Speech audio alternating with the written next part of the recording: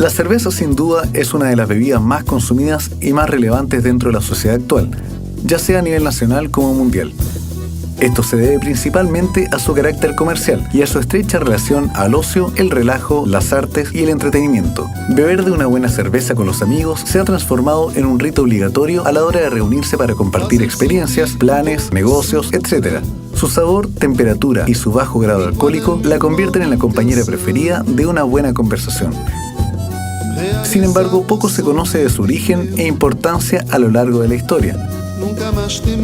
La historia de la cerveza está ligada directamente a la historia de la civilización. No existe un inventor de la cerveza, tampoco un pueblo o país que se pueda afirmar quién fue primero en comenzar a producirla. Lo cierto es que esta bebida existía en la antigua Mesopotamia, en África, en el Lejano Oriente y también en América. Cada pueblo fabricaba la bebida en base a su cereal disponible. 10.000 años antes de Cristo, en Oriente Medio se sabe que se habría cultivado el trigo y la cebada, ¿no? Y coincidentemente con el desarrollo de la cerámica por los sumerios, se había producido un accidente milagroso y casual en el que se habrían mezclado estos granos, fundamentalmente trigo y cebada, con agua, y se habría dado origen a la primera cerveza, y de hecho a la primera borrachera de la historia. A pesar de que hacia el año 4000 a.C. los babilonios ya conocían 16 tipos distintos de cervezas, que en China ya se tomaba cerveza de un modo corriente y que los antiguos incas tomaban, mucho antes de estar invadidos, una cerveza obtenida del maíz, los egipcios realmente empezaron con el brebaje como negocio. Ramsés II, el importante faraón egipcio, desarrolló de forma tan importante la industria cervecera que llegó a tener cervecerías que producían 30.000 barriles de cerveza al año. Sabemos por los jeroglíficos que esa cerveza se llamaba Ect, que significa placer, y era tan importante que incluso se usó como moneda de intercambio para pagarle a los trabajadores que construyeron las pirámides.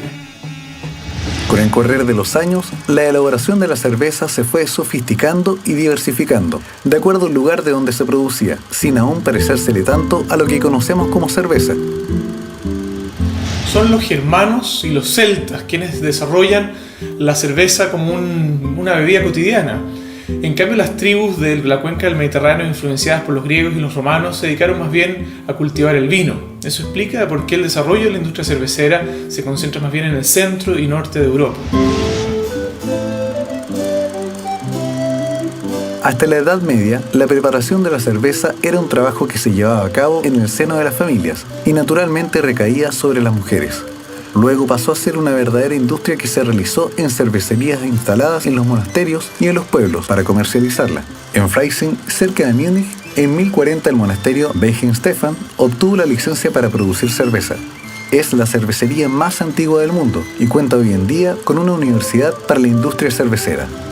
En el siglo XIV, la cerveza era aromatizada con hierbas y especies naturales, y fue en los monasterios donde estos ingredientes se usaban principalmente para preservar la cerveza. Pero fue hasta el descubrimiento del lúpulo que eso cambió totalmente la industria de la cerveza a nivel mundial. El primer nombramiento del lúpulo fue realizado en los trabajos de la abadesa Hildegarda de Bingen, que vivió entre los años 1098 y 1179. Escribió que el lúpulo sería la única hierba de varias que se podía usar para aromatizar la cerveza. Durante el siglo siguiente, los cerveceros descubrían que el lúpulo hervido por 2 horas no solo aromatizaba la cerveza, sino también ayudó a conservarla. Como consecuencia, la cerveza se podía almacenar por semanas y se podía distribuir más allá de los alrededores cercanos de las cervecerías. En 1516, las autoridades bávaras introdujeron las leyes de pureza de la cerveza, que restringieron las materias primas aptas para su elaboración a cebada malteada, agua y lúpulo. Faltaba un detalle que sería descubierto recién 3 siglos después: la levadura.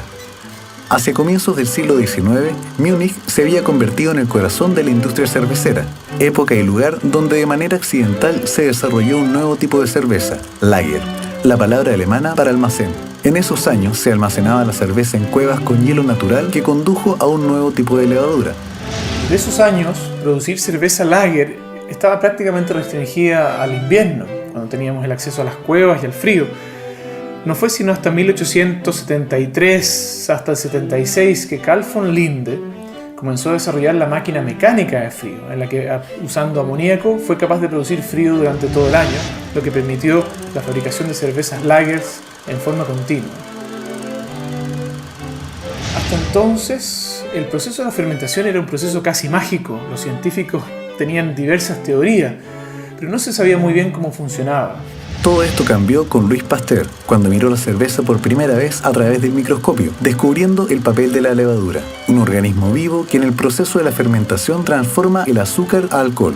Con el descubrimiento de Pasteur, por primera vez, el proceso de fermentación podía ser controlado. Descubrió también que un calentamiento rápido de la cerveza destruye las bacterias, el proceso de la pasteurización. No fue hasta el descubrimiento de Pasteur y sus trabajos sobre la cerveza que permitieron comprender a cabalidad lo que estaba en juego durante el proceso de la fermentación, permitiendo introducir normas de calidad y de control que rigen hasta el día de hoy. Una vez comprendido el proceso de la elaboración de la cerveza a lo largo de las civilizaciones, nos dispondremos a relatar el ingreso de este brebaje a Chile y por qué el orgullo de rendir un museo de la cerveza en Valparaíso, nuestro principal puerto. A comienzos del 1800, Valparaíso fue uno de los puertos más importantes de América del Sur, y a este lugar llegaron importantes inmigrantes europeos que trajeron consigo las tradiciones cerveceras, entre ellos Andrés Blest, que llega a Chile en 1813. Andrés Blest, nacido en 1791 y fallecido después de 1844, fue el primer comerciante británico que se radicó en Valparaíso. Nació en Sligo, Irlanda. El buque inglés Emily trajo a Andrés Blest en 1813 a Valparaíso e instaló la primera cervecería de Chile en 1825 en Valparaíso, en las rocas de la Cruz de Reyes, frente a la Plaza del Orden, que hoy es la Plaza Aníbal Pinto. Hacia 1830 adquirió el sector del Cerro Concepción junto a la famosa Cueva del Chivato y, según se cuenta, habría utilizado esta cueva como fresco depósito para sus cervezas. Blest se destacó por su espíritu emprendedor y tremendamente innovador para la época.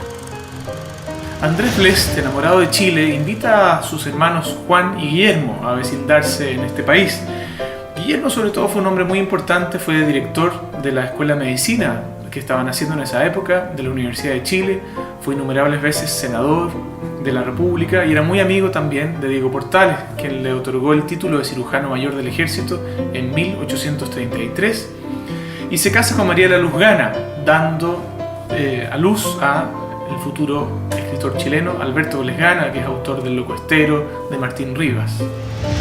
En 1844, la cervecería Blest pasó a manos del alemán John Steuben Jensen, quien la mantenía hasta su muerte en 1887. En 1845 se encuentra el último registro de Andrés Blest, en un libro de registro de los funerales en el cementerio de disidentes. No se encontró un registro de fallecimiento de Andrés Blest en los cementerios de Valparaíso. La fecha de su fallecimiento queda desconocida. El interés por la cerveza no acaba con la imprecisa muerte de Blest.